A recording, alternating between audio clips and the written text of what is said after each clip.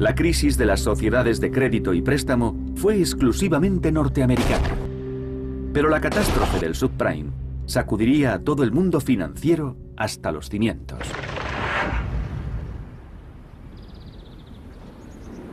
Cuando se alzó este muro que separaba a los propietarios blancos de los inquilinos negros, las familias afroamericanas no podían conseguir una hipoteca.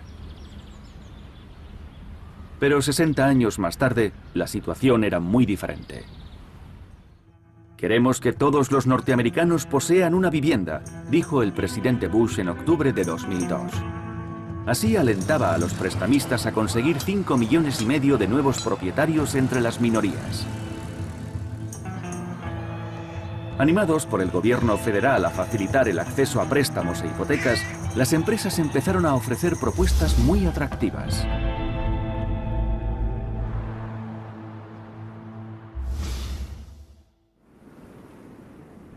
Muchos de los nuevos prestatarios ofrecían poca fiabilidad a la hora de recibir un crédito, y estos préstamos fueron conocidos como subprime. ¿No tiene ingresos?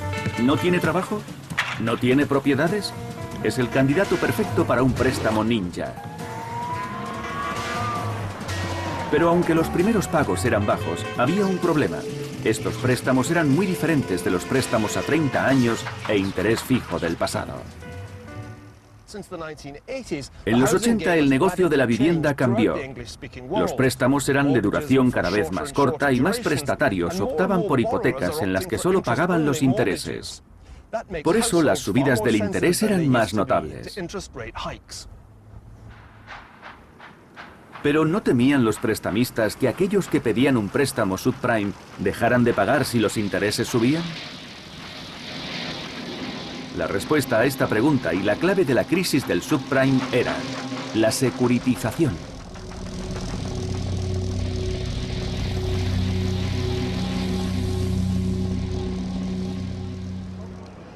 En lugar de arriesgar el dinero propio, estos prestamistas vendían inmediatamente sus préstamos a los bancos de Wall Street y los bancos los avalaban. Hacían grupos y los presentaban de modo que los primeros eran los calificados como la AAA, la mayor garantía de seguridad. Luego los bancos los vendían a inversores que estaban a miles de kilómetros y que pagaban solo unas centésimas por la diferencia de porcentaje del interés.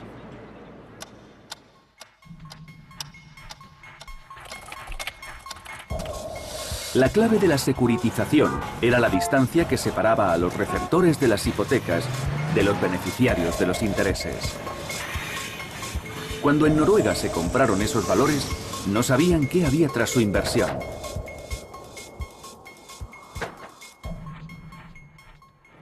¿Alquimia financiera? Bueno, este modelo funcionaba mientras los intereses fueran bajos, la gente tuviera trabajo y el precio de la vivienda siguiera subiendo.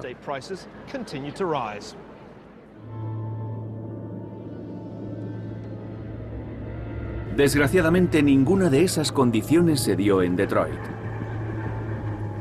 En 2006, los prestamistas del subprime inyectaron más de $1.000 millones en sectores de la ciudad donde el precio de la vivienda estaba bajando y el desempleo y los intereses estaban subiendo.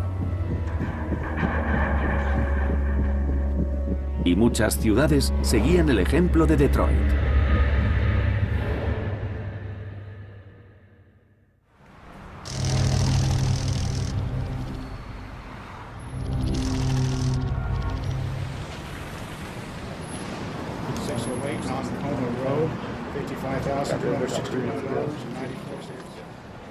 Es jueves y estoy presenciando un ritual que se realiza 2 veces al día en los escalones del juzgado de Memphis.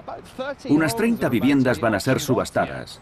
Los prestamistas han demandado a los propietarios por impago de los intereses.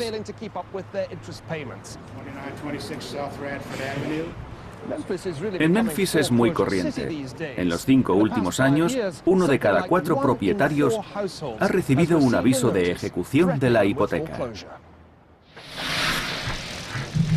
Desde que el mercado de las hipotecas subprime empezara a tambalearse en 2007, la conmoción se ha extendido a todos los mercados del mundo.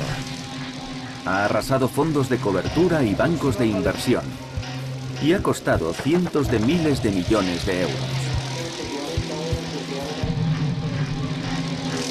¿Se acuerdan de Fannie Mae, el pilar del New Deal de los años 30? Esta asociación y Freddie Mac crecieron y se apropiaron de casi la mitad de los préstamos de la vivienda en Estados Unidos. En septiembre de 2008, Fannie y Freddie fueron nacionalizados para evitar el colapso del mercado hipotecario. Nombres bien establecidos de Wall Street, como Bear Stearns, Lehman Brothers y Merrill Lynch, han desaparecido. Esta crisis ha afectado a todo el planeta. 4 municipios noruegos, Rana, Hennes, Hattfjelldal y Narvik, invirtieron los impuestos de sus ciudadanos en valores garantizados del subprime. Ahora su inversión vale la mitad de lo que pagaron por ella, una pérdida de 100 millones de dólares.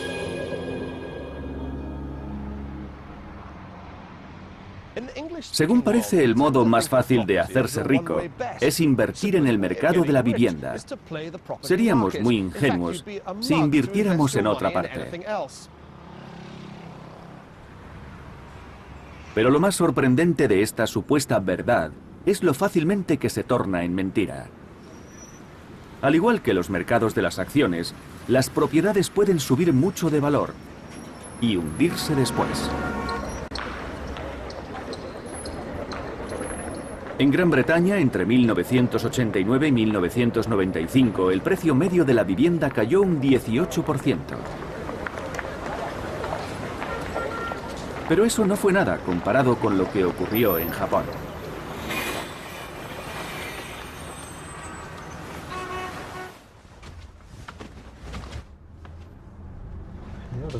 Las vistas son bonitas. Parece una película de Austin Powers. Me encanta. Esta es la caldera. Bien, vamos a lo que importa.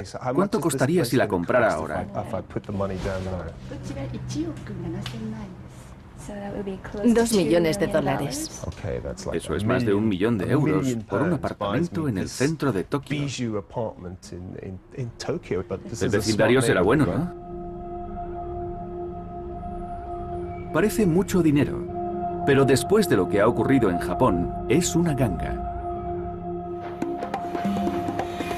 Entre 1985 y 1990, los precios de las viviendas se multiplicaron por 3. Y los bancos se dieron prisa en subirse a la ola.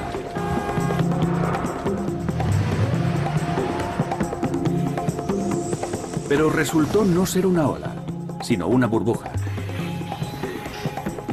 Y en 1990 estalló.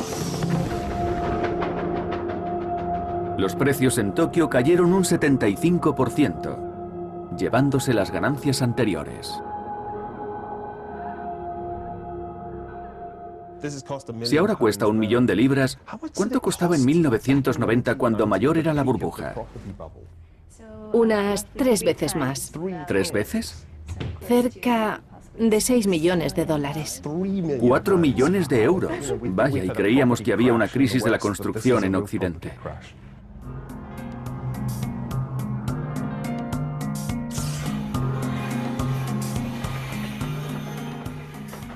Al final, resulta que la vivienda no es una inversión segura.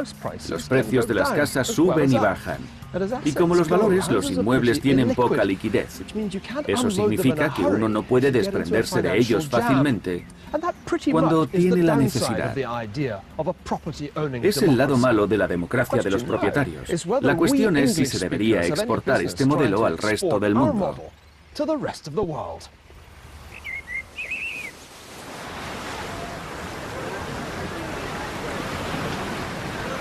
Como se ha demostrado recientemente, el punto débil de la democracia de los propietarios es que el mercado de la construcción tiende a subir mucho y a desplomarse. Pero puede que exista otra forma de considerar la propiedad, como medio de promover la riqueza y proporcionar garantías a los empresarios. ¿Podría la propiedad de la vivienda resolver los problemas de los países más pobres? Hemos hablado de los préstamos subprime. Veamos ahora un país subprime. Argentina. donde la decadencia económica ha sido un modo de vida durante un siglo.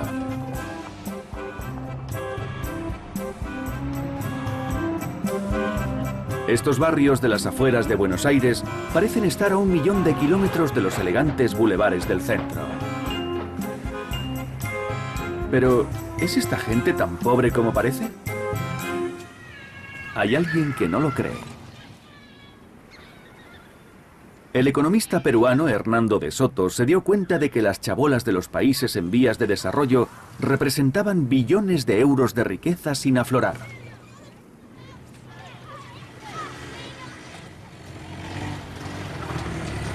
El problema es que las personas que viven aquí y en otros barrios de chabolas no poseen la titularidad de sus viviendas.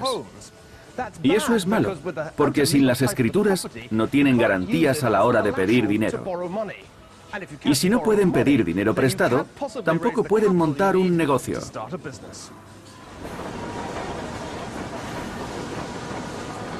Pero en los países pobres, conseguir la escritura de la vivienda resulta casi imposible. Se pueden tardar meses o incluso años, mucho más que en los países desarrollados. Según Hernando de Soto, infundir vida financiera a este capital muerto es la clave para dar esperanza a los pobres.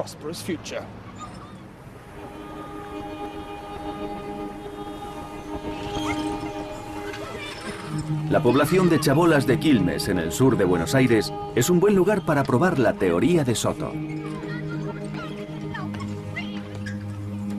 En este sector, las condiciones de vida son terribles.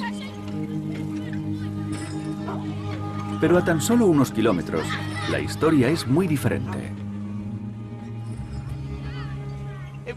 En los años 80, unos ocupas pidieron al gobierno las escrituras de las casas donde vivían. Las lograron. Y a los que pagaron una cantidad nominal, se les garantizó un préstamo que a los 20 años los convertiría en propietarios. Una casa tiene dueño cuando está vallada y pintada y hay un perro dentro.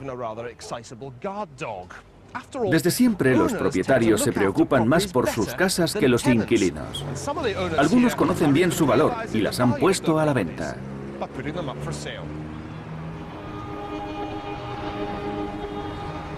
Pero esta teoría tiene un fallo. Los propietarios de las viviendas no parecen tener demasiadas facilidades para recibir un préstamo. Solo un 4% ha podido conseguir una hipoteca. Las propiedades solo dan seguridad a los prestamistas. La auténtica seguridad la dan los ingresos, como descubrió el duque de Buckingham. Es algo que también han descubierto los propietarios de Detroit y la gente de Quilmes. Pero quizás no sea necesario que las personas de los países pobres consigan una hipoteca con el aval de su casa. De hecho, puede que ser propietario no sea la clave de la riqueza.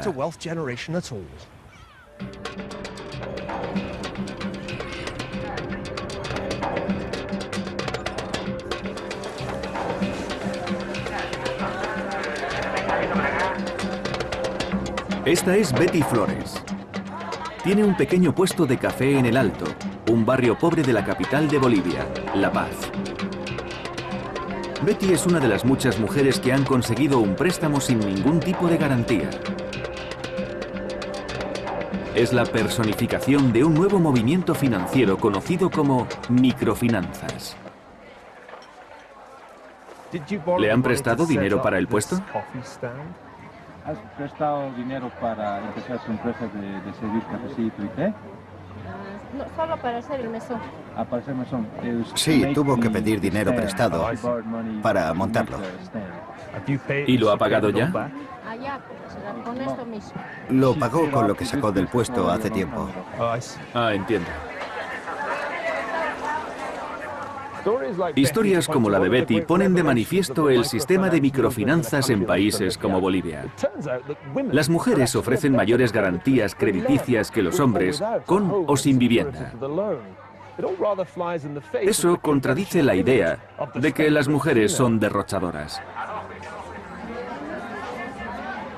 Resulta difícil creer que estas mujeres supongan riesgos para los prestamistas. Probablemente, entre todas, solo dispongan de unos cuantos dólares. Pero, aún sin garantías, consiguen dinero prestado. En Bolivia parece que los prestamistas se han dado cuenta de que garantía es una palabra femenina. Carmen Velasco fundó ProMujer para conceder préstamos a mujeres pobres, pero emprendedoras. Como no están respaldadas por una vivienda, se corre el riesgo de que no devuelvan el dinero. Pero lo hacen. Saben que tienen que devolver el préstamo a tiempo. Saben que hay intereses y que tienen que ahorrar. Al principio les resulta difícil porque no están acostumbrados a los préstamos, pero poco a poco lo van entendiendo y se sienten muy orgullosas cuando lo devuelven.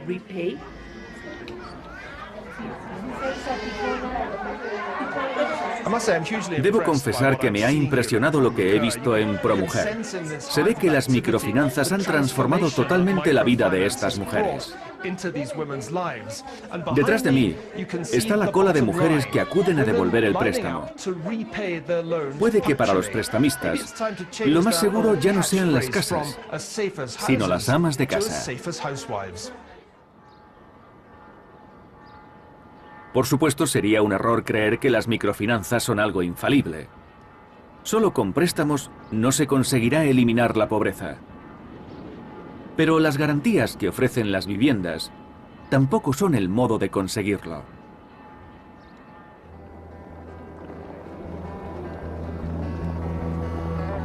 El analfabetismo financiero puede estar muy extendido, pero hay una rama de la economía en la que todos somos expertos: el mercado de la vivienda. Todos creímos que las casas eran una buena apuesta. Hasta ahora.